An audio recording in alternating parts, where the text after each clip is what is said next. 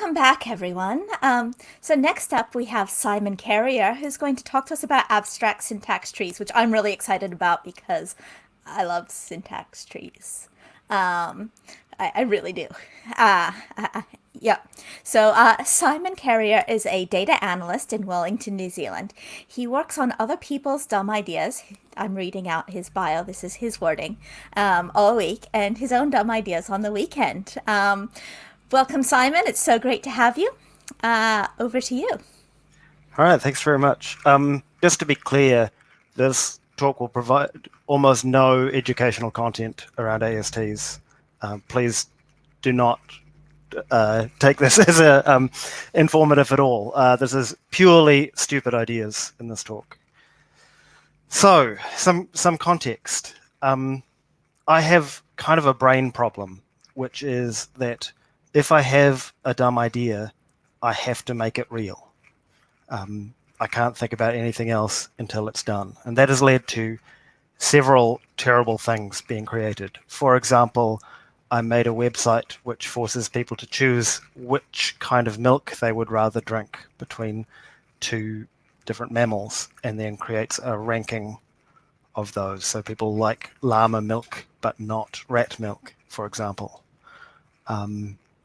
I made a thing which took my own horrible drawings and turned them into Bob Ross paintings semi-successfully. So that's the kind of thing that I like doing. But this idea that I'm going to talk to you about now is probably the stupidest idea that I have ever had. So we'll get into it. But for you to understand why that idea was so stupid, you probably need a little bit of context. In particular, what is an AST? Well, it's an abstract syntax tree. I learned about those in this talk called Fantastic ASTs and Where to Find Them by my friend Craig Spence. You should go and check out that talk, which is far more educational than this one is going to be. So imagine you've got a little bit of Python code like this. It's just doing something super simple, adding a couple of variables together. If you pass that to Python's AST library and call the parse method on that string, it will return something like this. It'll say, oh yeah, this is a binary operation, and on the left hand it's taking this variable called A, and on the right it's taking a thing called B, and it's adding them together. Why is that a good thing to do? Why would you want to do that, and what can you do with these things? Well, for a lot of smart reasons. But the key thing to understand about it is that it is making a tree representation of your code, right? It's turning into each of the objects that are being acted on by the code into a sort of node, and then representing their relationship to each other like a tree.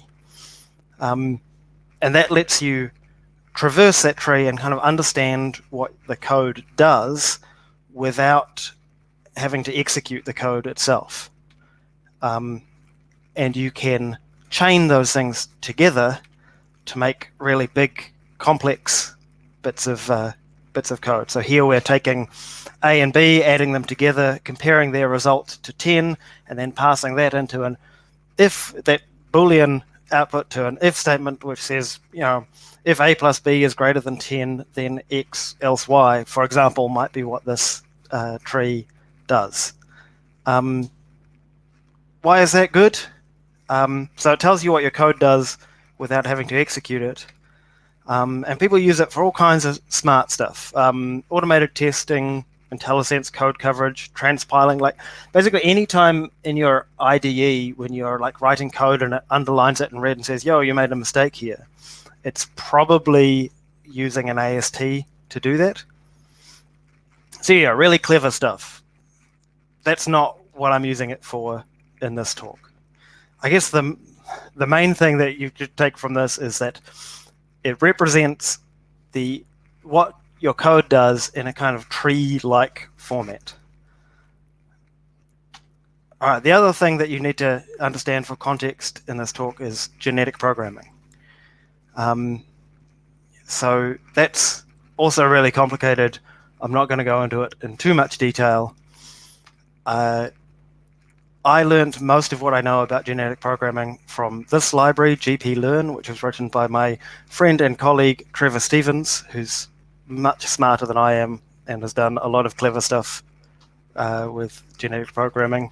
You should check out that library if you're not already familiar with it. It's very clever. Basically, the idea of genetic programming is that you've got a problem that you want to solve.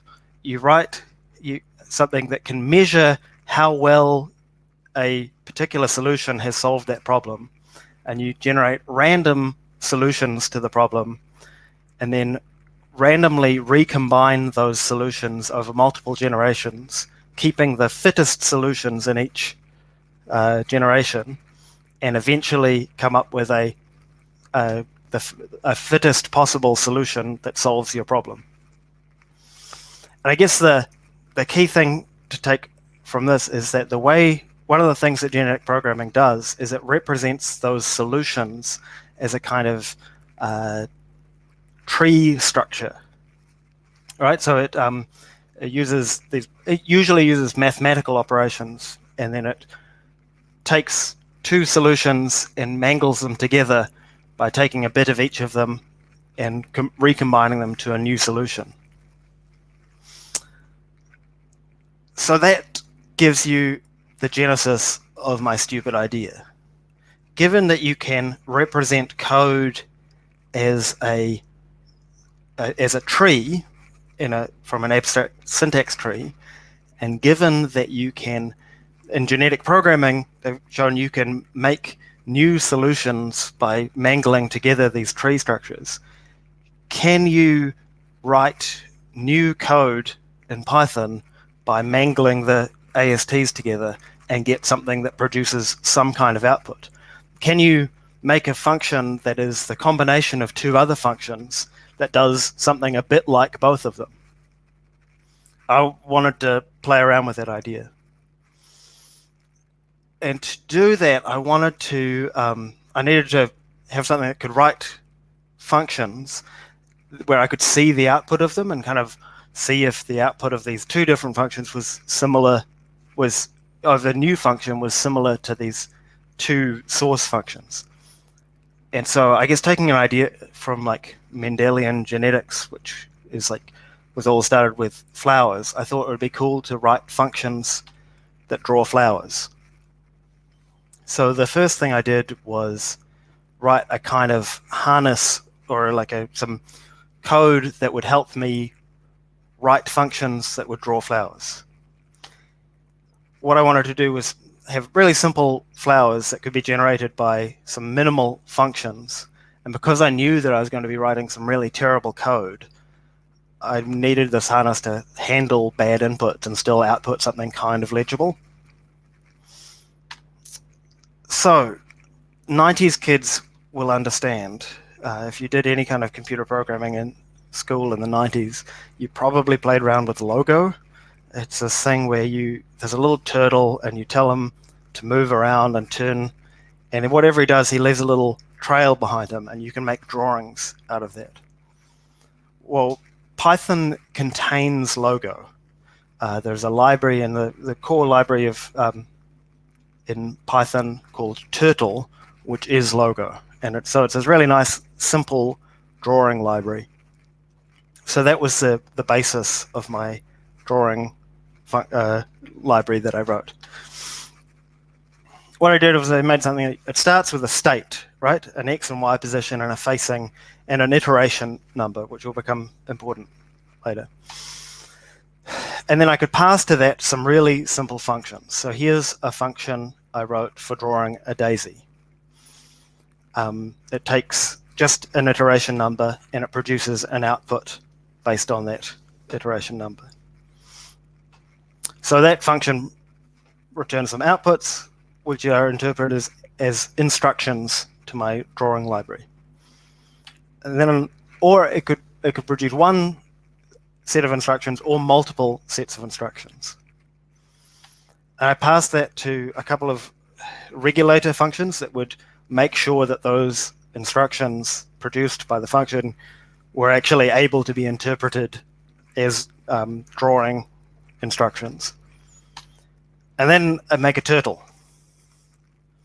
And I'd tell that turtle to draw based on the instructions. So, for example, the instructions might say, turn left and then go forwards. And it would do that. And it would draw a little bit of a flower, and then it would return a new state and increase the iteration one step, and then get passed to that state would get passed to the function again. So I made this real simple little framework for drawing flowers. And that meant that I could write a handful of really simple functions that would draw different flowers like this. So I made a little daisy and a cyclamen and a foxglove and a tree. And each of those are generated by a function that's only, a handful of lines long. And then I wanted to mangle those together. So what I wanted to achieve was, could I get two of those functions, so the daisy function and the tree function, mangle their ASTs together and produce a new function that drew a flower that looked a bit like a tree and a bit like a daisy. So I needed to take a function. Using inspect, I could get the source string of that function, and then parse that, and I'd get an AST. So I did that to two functions, and then kind of jumble them together and make a combined AST. And there's a cool thing that's, I think they only introduced it in Python 3.9, which means you can unparse an AST as well, which means it will show you the code that it shows you code that would generate an AST that matches the AST you've unparsed. And that was enormously helpful in doing this. Anyway, so when I was mangling them together, I used a few ideas from genetic programming. The main one being cross-pollination. What that looks like is this. You start with a source, or you start with an AST, and then you select a donor AST. So in this, we've got that AST we looked at before, and another AST. You select a donor. From the donor, you select a subtree and a target location in the original AST, and then you kind of graft on that bit of the AST to the subject, and that gives you a new function. There are a couple of other things that I tried as well. Mutation, which is just changing one node, like incrementing a number up or down, or changing a greater than to a less than, or plus to a minus, and so on. And pruning, which is snipping bits off the tree. So from that new combined AST, you can compile it back into compiled code and then execute that, which creates a function back in your namespace. So then you've got a new function, which is whatever that AST tells it to do. And that kind of works. If you take the tree function and the daisy function and then mangle them together, you kind of get something that sometimes looks like a combination of the two of them. This was enormously exciting to me when I first achieved this, but it was also kind of terrible because I hadn't really expected this to work. And the fact that it did work meant that I was encouraged in my stupid idea and then had to take it further. And the first thing I did to take it further was multiple generations. Could I take these mangled ASTs, these functions that were the product of a mangled AST, and then mangle them together even more and get something even worse? So to do that, I had to kind of do this round trip, right? An AST that was compiled into a function, choosing the functions that I wanted to recombine, get the ASTs for them, mutate those together, and then combine them again, and do this whole round trip. And that was a bunch of faffing around, basically. I'll show you. Can go and look at my code to see how I did that. It was gross. But it worked. I got even more hideous functions, things that produced sort of eldritch sigils that looked less and less like flowers. That was also very encouraging to me. So then I got to thinking, if I can do that, maybe I can go like full genetic programming on it. Maybe I can actually evolve code, make something that evolves a Python function to solve a problem. So to do that, I needed to start with a function stub, right? A random function. So I wrote a thing that would sort of randomly piece together a little bit of an AST that could get turned into a function. So this is an example of the output of that kind of approach, using that unpars function from 3.9 that lets you see the code that your AST would generate. So this function doesn't do very much, but it produces an output that is capable of being interpreted by my drawing library. So you take one of those random function stubs, get the instructions that it generates, and then measure the fitness of that function. I'm going to get into that more later because that's kind of the trickiest part, right? Writing something that can tell you, does the output of this function look like a flower? That's very hard to do. So this is the bit where I took most inspiration from genetic programming and spent the most time talking to Trevor with him trying to get me to understand this. What I did was used tournament selection. So the idea with that is that you have dozens or hundreds of these random functions and randomly select a handful of them and then measure the fitness of that random selection and then take the best of those to be the donor for your next generation. And then iterate that several times so that your next generation is a combination of random selection and selecting the best.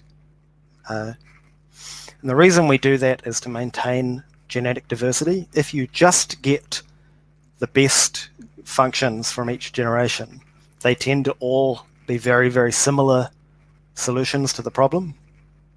By introducing a random element, you get this genetic diversity, which is tends to over time give you a better solution. So those selected functions become the donors for this random combination of functions, and they make new functions, which are hopefully a slightly better solution to the problem than the ones you started with. So what does that look like? Well, a lot of it depends on the fitness function. This was my first kind of naive fitness function that I wrote. Basically, the idea is, what does a flower look like? Well, it's got a thin stem, and then it's big at the top, right? So what I want to say is the first few iterations should have exactly one output in them. It should just be one line, and then after the first 4 generations or the first 4 lines, it should get big, right? So it's little stem at the bottom and then big at the top.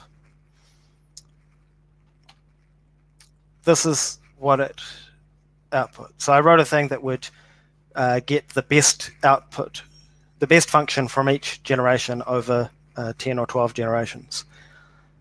And although this is sometimes generating functions that produce flowers, a lot of the time it's generating stuff that it's generating functions that don't draw anything at all. this is an example of one of the functions that it generates, and it's illustrating one of the key pitfalls in machine learning, I guess, which is that it has done literally exactly what I asked for. So it's doing something once for every time in a range, but because it starts at 0, the first thing it does is nothing at all, and that stops it from stops the function from working, which means that the flower dies before it's even born. So I had to fix that with my next fitness function, which adds a penalty if the flower is ever a size of 0.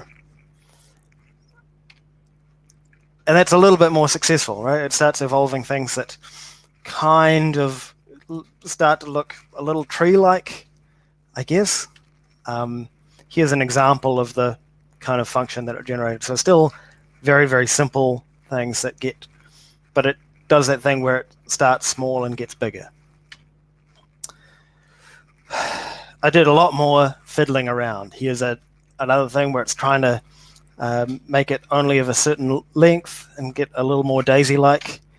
And kind of, this is the first time where I started to feel like I was actually getting something that looked like a flower. See that last one there? Hang on, I'll zoom in. Look, it's got a stem and then a flower on top, right? It's kind of a flower. Anyway, like maybe it was the mania that I had gotten into trying to solve this problem, but I was very, very excited when I saw this picture, and it encouraged me to work harder. And that's the function that drew that. So you can see that it is generating very, very complex code, and code that doesn't actually, a lot of this code never actually gets invoked. So it's sort of demonstrating another common pitfall in genetic programming, which is called bloat, right? It doesn't care how long the solution is or how ugly it is. It just it just mangles things together and has a go at seeing what the output is. So we've got kind of a mess here. So it was many, many iterations later of fiddling with that fitness function and seeing the results and faffing around when it kind of started producing things that looked a little bit like a flower. Not a lot like a flower, but, like it's got a stem at the bottom, which is all one color and is thin, and then it gets big at the top and it sort of explodes out. So I think this was maybe my best flower of many, many attempts. And there were a lot more that looked much uglier than that. Lest you be concerned about this taking over our jobs and making us all redundant, do not fear. This is some of the code that it generated to draw that flower. So it's making absolutely hideous code that none of us should feel worried about. Even my code looks slightly better than this when I write it myself. So, some conclusions. Don't do this. It's a terrible idea. Why is it a terrible idea? I guess because of that, the thing with the fitness functions, right? What I realized was that in order to get this to work, I needed to be able to write a function that could exactly measure whether I had solved the problem. And for any problem with any degree of complexity, solving that problem, measuring whether I had solved the problem was exactly the same as solving the problem in the first place. That if you can tell whether or not you've solved the problem, if you can describe the problem so exactly that you can measure it in code, then you've already solved the problem. So it turns out this is an utterly pointless thing to do for writing code. So don't do it.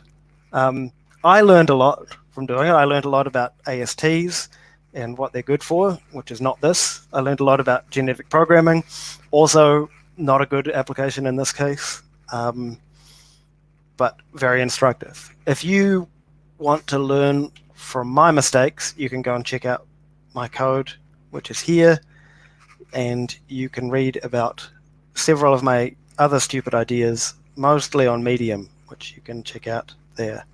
I'll also try to get those links somewhere where you can click on them and don't have to copy them down from my slides. Thank you very much. I've finished a little bit ahead of time, so I will try to take some questions if I can. Thank you so much, Simon, for that just delightful journey you've taken us on in growing syntax trees. I was laughing a lot while I'm glad. admiring your beautiful blooms that you tended so carefully. Okay, and yeah, that the chat has been going off this whole time with a lot of excellent commentary and puns. I'm glad. So I'm I'm sure glad. My favorite. everybody enjoyed it. Yes. Okay, we only have a couple of questions. We have a few minutes, so add more questions while I'm asking Simon these questions. Your first question, Simon, is why do all the flowers tend to the left? Oh, that's a really good question, which I don't know the answer to. It's probably a an accident of how I wrote the code that generates the functions being biased towards. No, it'll be my drawing library, which the turn is either a positive or negative number, and it's more likely to be a positive number than a negative number because of the way so it's just an accident of how the code is written. That makes sense. Makes sense. Our next question, actually, I'm going to reorder these questions slightly. Do you think this would be applicable to data analysis? Oh, I hope not. That's my job. Fair. That's a good answer. But I mean, maybe, right? It's probably more, I mean, genetic programming in general is more applicable in cases where you can easily sort of mathematically measure whether you've got a good solution. So it tends to be good for fitting to a curve, or writing a function that can describe some real world data. So yeah, that sort of realm is more likely to be a good idea. Whether doing that on abstract syntax trees is ever a good idea, I don't know. I would be delighted to find a practical use for this. What were your favorite resources for learning abstract syntax tree stuff? My favorite way to do it was to annoy Trevor on Slack at work while he was trying to do his job in lockdown. Right. So the rest of us will have to find our own Trevor then. His documentation of his library is actually really, really good. And you could, check out the docs on GPLearn. It's got some really nice stuff in there. And he links to some other really good stuff. Oh, that's great. It's always good to hear a recommendation for docs for something. All right. And as our last question, I'd like to end on this. I did not write this question. What awful, terrible idea are you currently working on? So yeah, you know how when you write code, you like write one function and then another function, and then you write something that puts both those functions together, and you have to. Yep. Like, why do we have to do that ourselves? It already knows what the function takes and what it returns. That's just a pathfinding problem, right? Makes perfect non in bracket sense to me. Yeah. Brilliant. All right. Thank you so much, Simon. We all needed a good laugh, and you provided, and with beautiful visuals and some excellent logo nostalgia to boot. Brilliant. Cool. Thanks very much. So everybody, we are on a break now. It is lunchtime.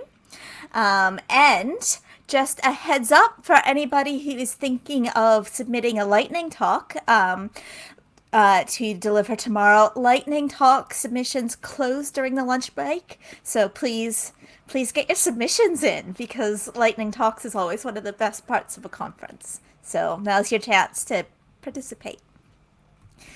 Okay, thanks again, Simon, and we will see you all back after lunch at 2 p.m. conference time. That's in an hour and a half. Have a nice break.